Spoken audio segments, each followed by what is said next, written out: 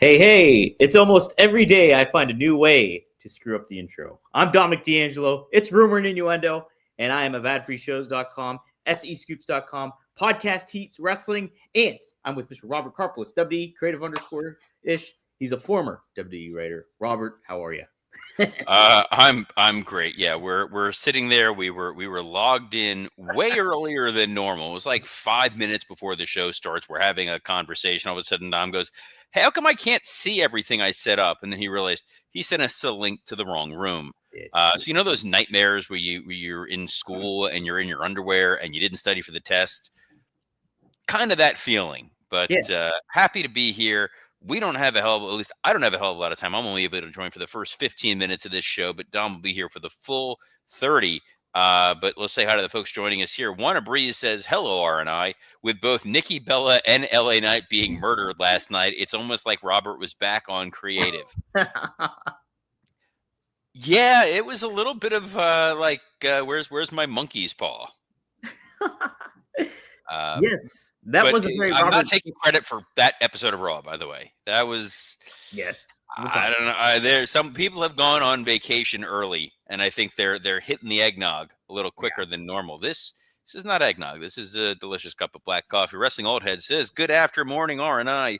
Gunther can't see you, and LA Knight went to the ICU." Good. Very I got to nice. pre-read this. I like it, Robert. The creative minds in the chat. And then he asked, "Did LA Knight get ricocheted last night?" Well, for $1.05, and Cammy Star throwing in a quick, "Damn it, Dom." Man, there's a lot of damn it Doms going around lately. As you're banging a table that's way louder than you are. Really? Thank you. Yes. Oh, it was your coffee. Well, I don't know what, like, are there like nails in there? No, it's almost empty. Dude, that is the loud. It's like a Foley artist on like an old timey murder mystery. Like that was like the rap at the door during the storm before Sherlock Holmes comes in, which reminds me. The new Knives Out comes out this weekend, I believe. Ooh, yes. On Netflix. I still have to watch Jay Kelly. That is my big go-to. I am a Noah Baumbach mark. Oh, he is a top 5 for me. It's Sorkin's 1, Mamet's 2, Woody Allen's 3. Baumbach might be 4th. Do you just mean as screenplay rights or screenwriter? Yes, in terms of screenwriting, yes. Okay. Wow, how about that? Yeah, that's a pretty good lineup though. It's a pretty solid lineup, and for a long time, as a young man, Kevin Smith was up there as a top 5er. Yeah, Kevin. Oh man, did you like Jersey Girl? Really like Clerks and Mallrats, and Chasing Amy and Dogma. Okay, I kind of like Jersey Girl. Jersey Girl's not bad. It's not great. It's not bad. It's not as bad a malign. I think it got sucked into that whole J-Lo, Ben Affleck thing, which is so funny because I watched that Diddy documentary this weekend, the 4-parter on Netflix. It was one of those things. Everyone in the house, we got the flu shot and COVID shot thing, so everybody was like kind of sick, like it was that fake sick for a day. So we're like, all right, we got to watch like crap TV while we're home sick. So I watched the Diddy documentary. The most fascinating thing to come out of it was the notion that he manipulated TikTok and influencers to carry the water of his messaging more than anyone watching a CNN or CBS, which is very similar to what we talked about with the Paramount stuff. Yeah. Diddy did? Like he changed all the influence of that? Him and his team were leveraging that to try to get the messaging out there around free Diddy and what the narrative is, rather than relying on more traditional forms of media. Wow. Tried to be the cutting edge, but nobody gives a crap about Diddy. Cammy Star points out that Dogma is getting released on Blu-ray tomorrow. Oh. As someone who owns the DVD and the two disc edition, I'm excited that it'll be available. It was tied up for a long time because of legal rights issues. Again, we're back to legal rights being incredibly important. Wow. How about that? Yes, indeed. Well, let's talk about what happened on Raw. Damn it. Fine. We had Gunther kick things off and cut a promo. No sign of R-Truth, but I think the promo itself was pretty convincing, but kind of boilerplate at the same time. What were your thoughts, Robert? Super boilerplate. I felt like I was watching a video game. By the way, it was not bad. It was a totally fine. I'm the heel. I'm going to beat you. I'm going to crush the hustle, loyalty, and respect out of you. And then you're going to hit the showers. And with that accent, that sounds more menacing than it should. But it was completely fine. Nobody is not tuning in for John Cena's last match on Saturday. Mm-hmm. Yes. At the same time, nobody who watched that promo who was on the fence is now going, you know what? Now I got to watch this. Mm-hmm. Right. It didn't like really sway me either way. I kind of wish there would have been maybe a little bit more to add to the gravitas of it all and everything to that. But yeah, dude needs to bring back the suit. Yeah, I agree. I think there just needs to be a little bit. I wanted more. I did want more. We had Io Sky. She took on Kairi Sane and got the win. Were you okay with this for a match? It was fine. The match itself was okay. It was one of those, it felt like a foregone conclusion. And just like we knock our friends over at AEW, it's like, this is a great way to build up to a War Games match we already saw. But I get that we're trying to build that everybody's going after the tag titles. So let's all have them wrestle in singles matches, whether it was this or Lyra Valkyria and Roxanne Perez later on in the show. Yeah. I mean, fine match. I love like Io Sky and Kairi Sane. They're so talented. So that from that, the physical and visual perspective was great, I thought. But yeah, I mean, it's a good match, I thought. Next up, Robert, we had Logan Paul attacking Rey Mysterio. Let me say this. These backstage segments, they're fine, but it's also running the thing of like, hey, they're not acknowledging the cameraman, and there's a little of that disconnect. And again, I talk about like the Logan Paul coming in and being like, hey, did you see Rey Mysterio slap me last week? You guys haven't talked since then? It's just something that constantly bugs me, Robert. And I think I guess it's for so many years I'm just sort of used to the invisible cameraman, but I also think that what kind of works is the notion that Logan Paul is, as a YouTuber, someone who's always being filmed and there's always cameras around him. Sure. That, yeah, of course there'll just be people filming him at all times because they're just filming him at all times. Mm-hmm. Yeah. I just... like Bronson and Braun walk away and then he shares a private conversation with Paul in front of a camera. It just, I don't know. It just seems like a little bit of a disconnect for me. That notwithstanding, I do like the idea that they're at least acknowledging, Logan Paul is part of the vision, but he's very much like the weak link. Like he is the guy that we're sort of stuck with. I have no qualms with the story aspect of it all. I think that is pretty fascinating. Logan Paul feels a little bit like inferior to the rest of the group, and I like that. But so all Jake says, Dom, it's not real. There's a thing, though, within the confines of a universe, whatever that is, there are rules that exist within it. So if all of a sudden you throw those out in any form or fashion, it becomes disjointed for the viewer. Cheers was a scripted television show. If all of a sudden one of the episodes, Norm peels off his skin and he's an alien, you'd be like, wait, what? Right. That's kind of the thing. It's like you suspend reality. That's why they always say that. And you take that ride when there's something that feels weird, even within the world of weird. You're a little bit like, I don't get what's going on here. We felt this a lot more during the Attitude Era, where guys were, trying to embalm one another, and the cameraman's just filming it. Right? Yeah. Well, we got Murder coming up, brought to you by Castrol GTX. I certainly, yes, it's not real, but neither is Breaking Bad. Neither are any of the shows I watch. But I like Whoa! I don't know if you've been to Albuquerque. I have not been to Albuquerque. So. That's supposedly very, very real life. Mm-hmm.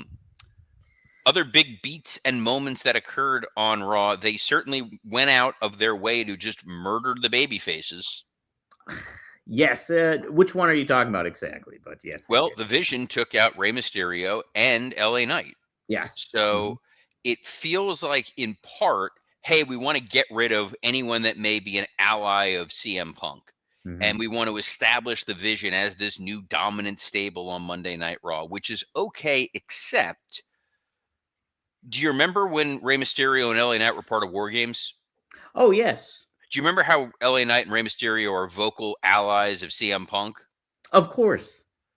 Remember how Jey Uso was on Raw last night and nobody bothered to touch him, and now he's just back as a tag team guy? Correct. It's one of those things where, again, if had I been sitting in the room, you raise your hand and you're like, "Hey, Unreal cameras, let's pause this for a minute so we don't make Hunter not look like the smartest guy." And then it's, "Hey, Paul, make this make sense to me." I get Logan Paul is going after Rey Mysterio when Rey Mysterio has a storyline in place right now going up against Dominic. Yes. Fine. The LA Knight of it all, it was like a one-night babyface push. He saves Rey. He chases off the bad guys. He demands the match. He has the match. He loses the match. He gets attacked by the mystery attacker. Then they completely murder him to end Raw in the way that when it happened to our friend of the show, Ricochet was like dead and gone. Mm-hmm. This maybe felt like LA Knight's going away for a little bit. But by the way, if LA Knight's back on next week, huge miss on their part. Well, Robert, other big takeaways. Stephanie Kaur, and looks like going to be Raquel Rodriguez. Dude, like that. The way that they sent Nikki Bella out there to get murdered. I don't want to say that was a parting gift to John Cena, but Nikki Bella coming out there and then just opening the trap door and being like, "Nah, just kidding." Loved it. Such a fan. Just Raquel just flattening her, ending her day. Sold American style, to quote Alex Greenfield. But big time stuff. Big fan of that. At the end of Raw, it's clear that they feel, all right, we're getting to January 5th where it's going to be CM Punk and Braun Breaker. This week is clearly about the John Cena show. Next Monday, maybe it'll be a John Cena tribute show, and we'll get Rey Mysterio versus Logan Paul. Then maybe 2 weeks they feel is sufficient time for LA Knight to be healed up, and we get him versus Bronson Reed or a tag match or something like that to get us to the January 5th episode of Raw. I'm going to look at the calendar real quick for Mondays. So they're in a weird sort of position because there is no egregious holiday episode of Raw this year.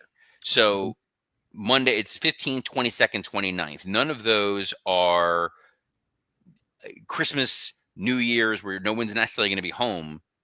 But at the same time, they are trying to wind down to the end of the year. And they know that people are, in theory, doing stuff with their families. We'll see where they ultimately find the value, but it's kind of, hey, January 5th is when we start up again. Like, let's go on winter break. There's no homework. Take the next 2 weeks off. Right. And this Raw definitely had that feeling to it. Very much it did. Real quick, Robert, what do you think of the tag team division? They jobbed out War Raiders after promoting them briefly in a video package. Then we just get pivoted right to Jay and Jimmy, who immediately take out the New Day. I like that the Usos are back in the tag division, but to your point, the storyline perspective is a little out of whack. Well, what was interesting was if you paid attention to Jimmy's promo, it was piling on and piling on and piling on. So I don't know necessarily how plugged in the Usos are, where the idea was like, hey, Jay was taking L after L after L after L, failed at being world champion, failed to regain the world title, failed to win at War Games. So now we're desperate and we're back to being a tag team. So we will see. At the same time, we will see who the mystery masked man is. He definitely seems spry enough to be Chris Jericho. But yeah, that's where we're at. And Dom will be with you for the remainder of today, and I'll be back tomorrow, as I am every Monday through Friday at noon Eastern on a plethora of platforms, including WWCreative_ISH X account, the @SE Scoops X account, the @Dominic D'Angelo X account, and on YouTube, Rumor and Innuendo Podcast Heat, an ad-free show. Show is not over. However, I didn't want to make Dom have to remember all that. It's why I'm here. So, Dom, I will wish you best of luck in your future endeavors. Thank you, Robert. Peace up. A-Town down. He probably was like, what the hell? All right. Yes. Any further thoughts on Raw that I had? Let me think here. No, just I'm critical of AEW. I can also be critical of Raw. Just don't really think this is a good Raw. Just don't. some aspects I like, but like again, I'm a big the fact that I like in the throughout the course of this year and a lot of 2024, I was really appreciative of WWE paying attention to detail and making connecting dots and having things make a little bit more sense and certain aspects like that. But it seems like some of that has been gone to the wayside, or maybe it's just become a bigger highlight for me, just because the product maybe doesn't feel as big as it did in the previous year. You think about what was going down over the course of last year's WrestleMania.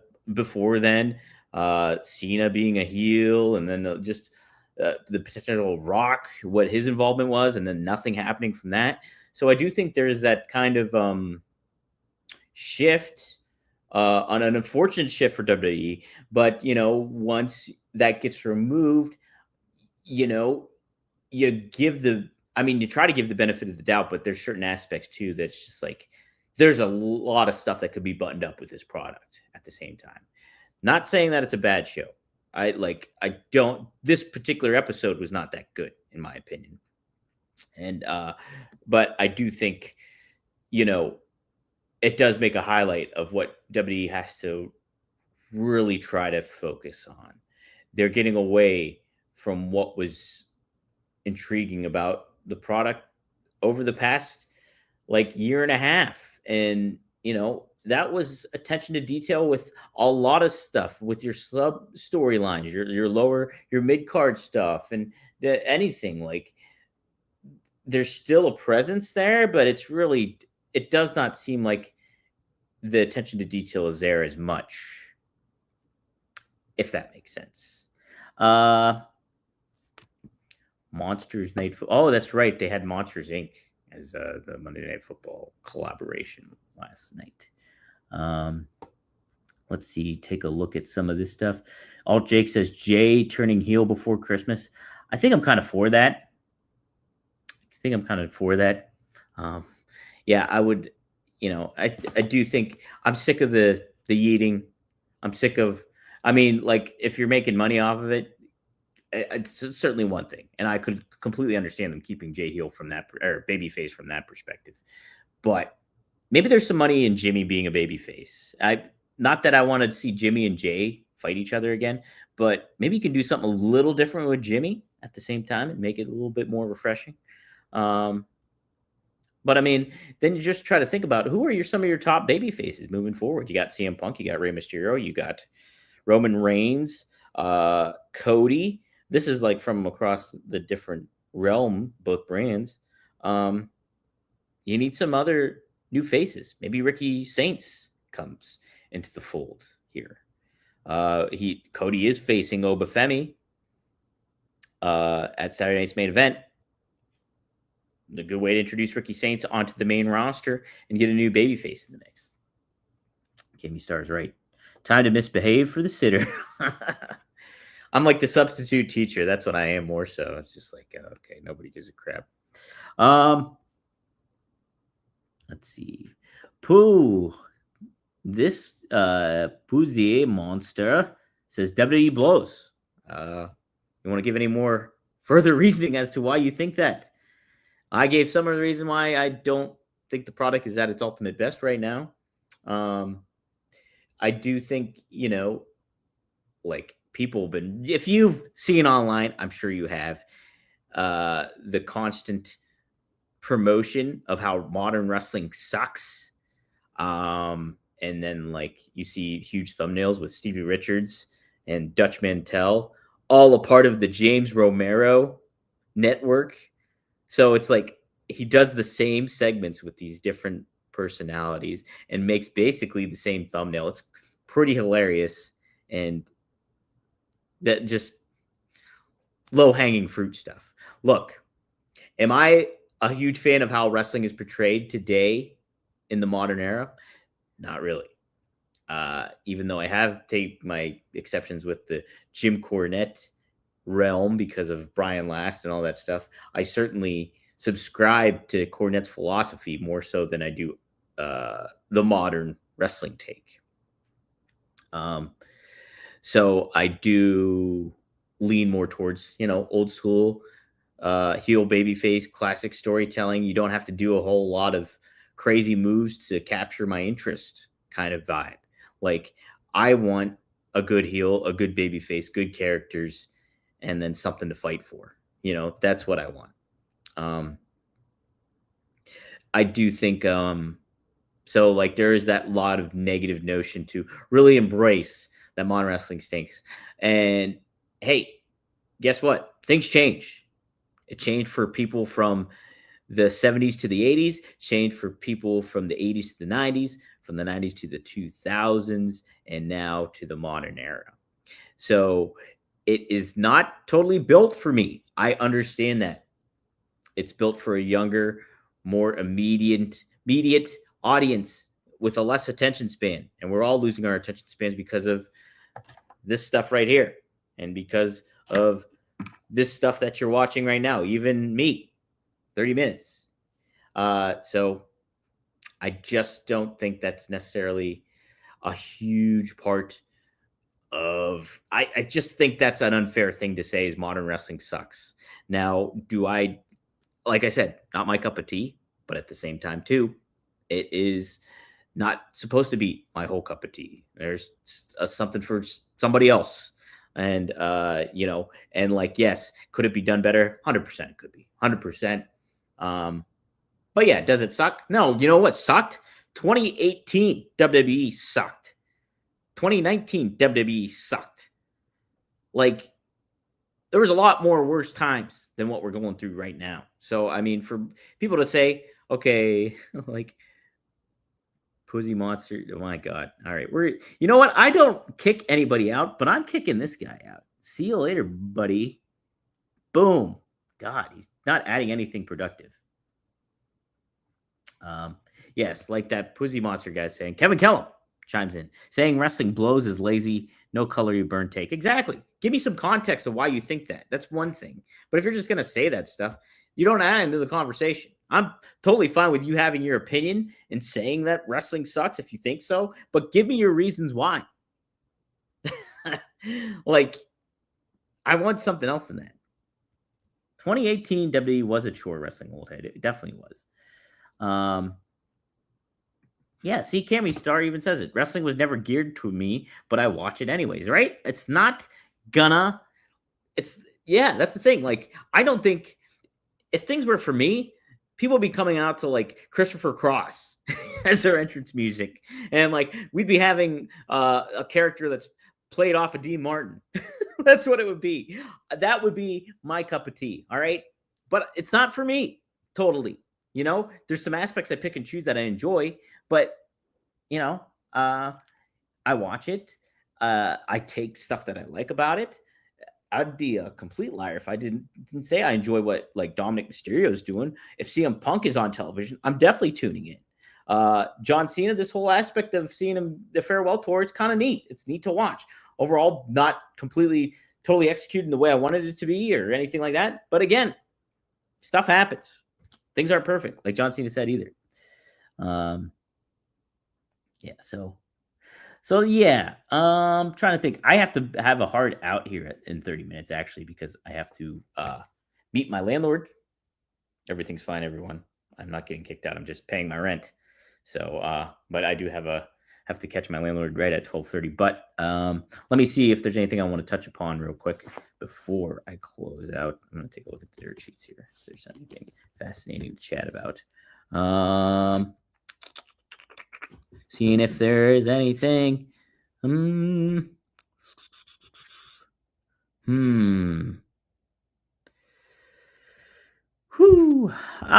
really. I like what they're doing with Braun Breaker. I'll just say that. I didn't like positioning him in the right manner, I think is good. I think you will have some aspects where that comes in to a little. I think that will play off in the grand scheme of it all for Braun Breaker being a bigger star. So you're going to be in the right position for that. Devin Dowling, get a spare key while you're at it. I know. You're definitely right about that.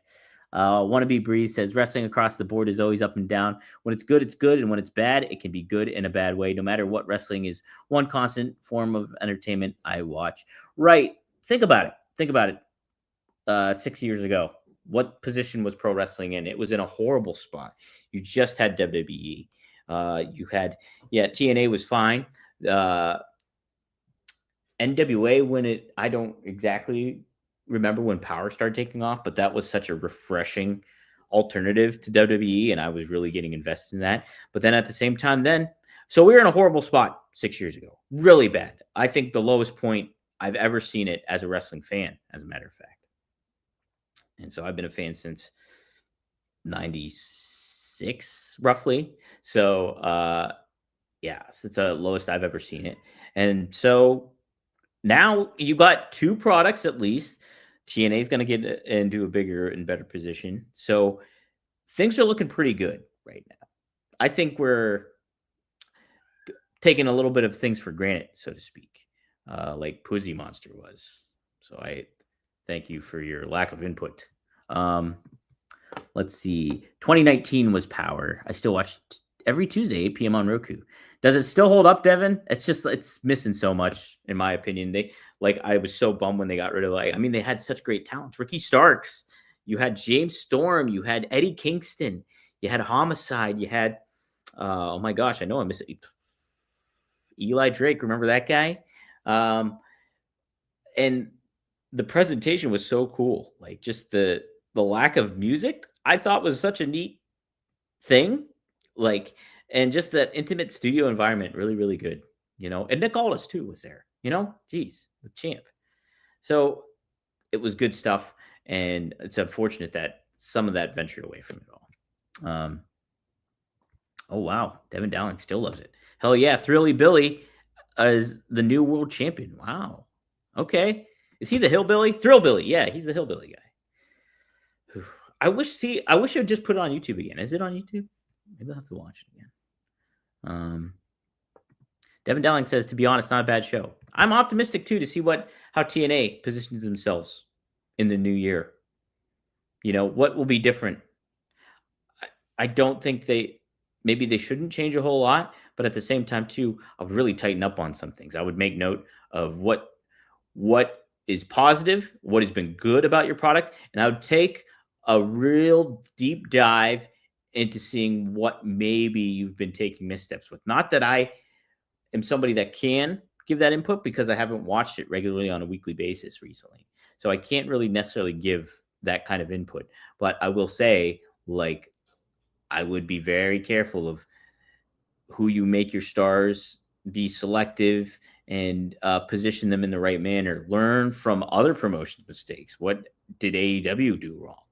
What did NWA do wrong? What has WWE doing differently and wrong that is not ultimate for them? Hold on. I'm going to get Razor, what are you doing? Come on. You chewing on something weird? All right. Jeez, oh man. I guess it's time for me to end the show. Well, a couple minutes. We'll give him a couple minutes. I haven't heard from my landlord yet. Oh, there's music now? Oh, see, I kind of liked it without the music. I thought it was a nice touch. Tony Gong gives a different perspective. To be fair, they're taking us fans for granted too. Yes, they are. 100%. I agree with you on that. Less shows per match, much more commercials. Not only that, Tony, to add to your point, yes, they're pricing out their fans. Big point. Pricing out their fans. They are making these events more exclusive, less occurring. WWE doesn't have as many house shows now. It just is a point of it. And yeah, the aspect too. Royal Rumble being in Saudi Arabia, huge miss. It's going to feel like an even bigger miss once that comes around. I think that's not something that has been talked about quite as much yet, but I think it's going to play a big, big role here coming up. And it's going to be a rough realization for some wrestling fans, WWE fans, and everything like that. So I'm 100% with you, Tony Gong. Yes, we're taking some of this wrestling for granted. Absolutely, for sure, I think, if you look back 6 years. But to your point, 100% they're taking us for granted too. 100% they are. And that's several promotions. That's both promotions, I think. I really do think so. So yeah, I think they found a comfort zone. They found a money making zone, but how long is that tide going to be at high where they can ride it? That some at some point or another, it's going to crash down, and you have flooded your market and not in a good manner. Look, Cammy Star even says it right here. Not going to watch the Saudi Rumble. It's going to feel so. I love the Rumble. The Rumble's such a blast. But yes, like, am I going to be as enticed to watch it? Will I watch it? Probably, I guess, but like, I'm not going to feel really great about it. It's just not. Um, Alt Jake also, that's all live events. Yes, correct. All live events, everything is pricier and will continue to be. Alt Jake also adds concerts, sports, theater, all have gone up as well. It's a factual. It's high. Yeah, it's very true. Like, everything has been high priced. I can't go to concerts now. It just feels like too much money to go to even like a regular, like, not local show, but like a lesser known artist. Even those tickets are like $40 to just general admission, and that's like, wow. I want to see this person, but do I need to see this person? So that's a fact. Same time, wrestling was built for everybody. I think that's what made wrestling special, is that it was a reasonable price point for a lot of people. And now that I'm speaking for WWE in this regard, because AEW has reasonable ticket prices, TNA has reasonable ticket prices. So WWE is the entity I'm talking about with this. So I think they're taking a lot of the fans for granted at this moment in time.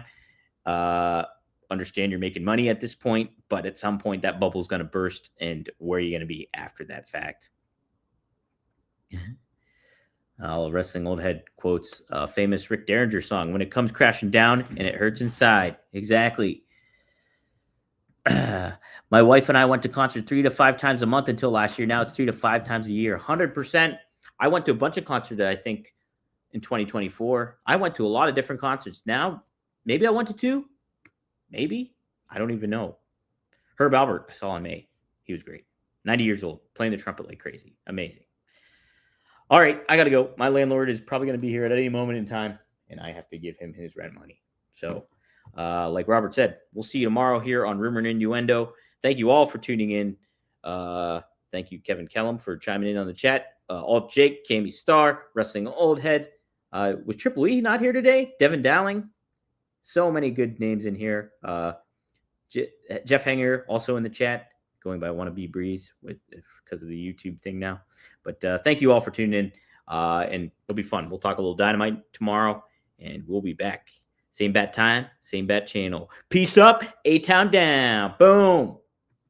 Boom. Oh, you still got to hang out with me for a little bit. Damn it, Don.